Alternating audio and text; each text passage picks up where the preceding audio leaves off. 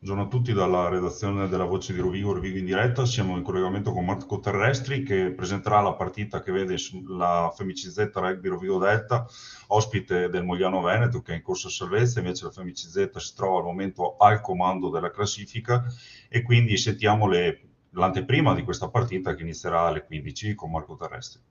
Beh, Mattia, ciao, intanto buon pomeriggio a te.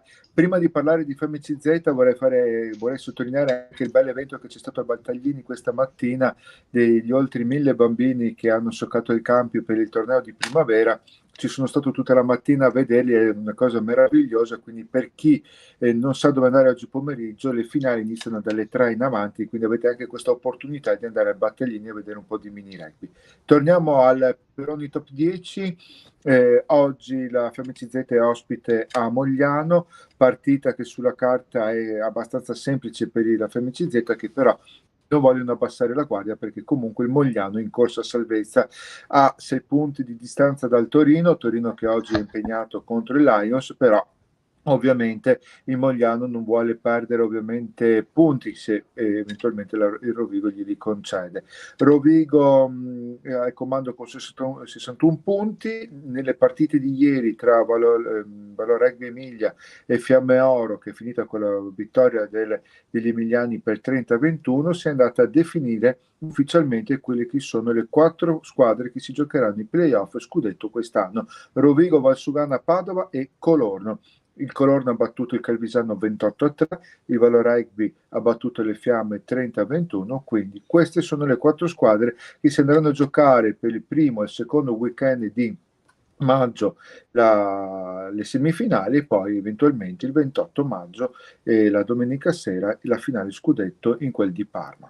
Le formazioni ce le abbiamo, andiamo a leggerle subito. Partiamo dalla squadra ospitante del Mogliano, che schiera Avaca, Franco, Fadalti, Abanga, Vaeno, Dalziglio, Bruniera, Semenzato, Derbyshire, Lamanna, Finotto, Baldino, Bocchi, Avaca Enzo, Rosario e Ceccato. In panchina vanno a sedersi Ceccato Nicolò, Aminu, Tripodo, Piantella, Marini, Battera, Viotto e Coletto.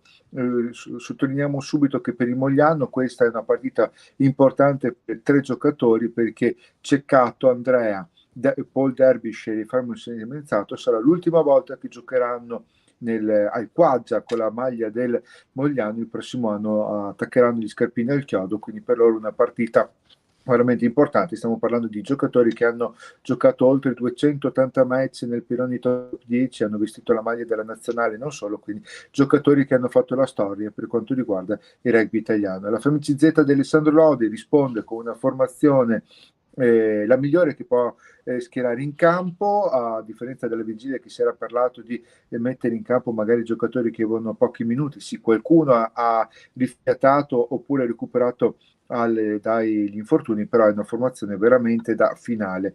Estremo di Ederic Facundo, alle ali troviamo Lertora e Moscardi, ai centri Tuivaiari, Alverrinin, all'apertura Montemauri, mediano di Mischian, Bazan Valé, numero 8 Casado Sandri, numero 7 Siloni, numero 6 Stabile, numero 5 capitano Matteo Ferro, numero 4 Lindsay, numero 3 Schwanipul, numero 2 Ferraro, numero 1 Leccioli.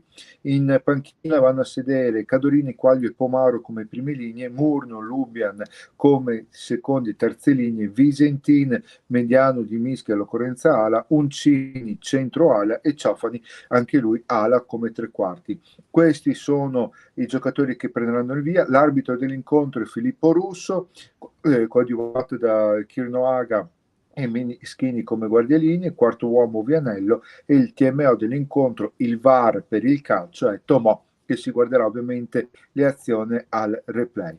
Abbiamo detto tutto, inizio la partita tra più o meno 12 minuti, adesso mi collego con Salvatore Binati, presentazioni su Delta Radio e poi via tutto il pomeriggio insieme sulle frequenze di Delta Radio. Perfetto Marco, ti ringraziamo per il collegamento e ringraziamo insomma tutti quelli che ci hanno seguito.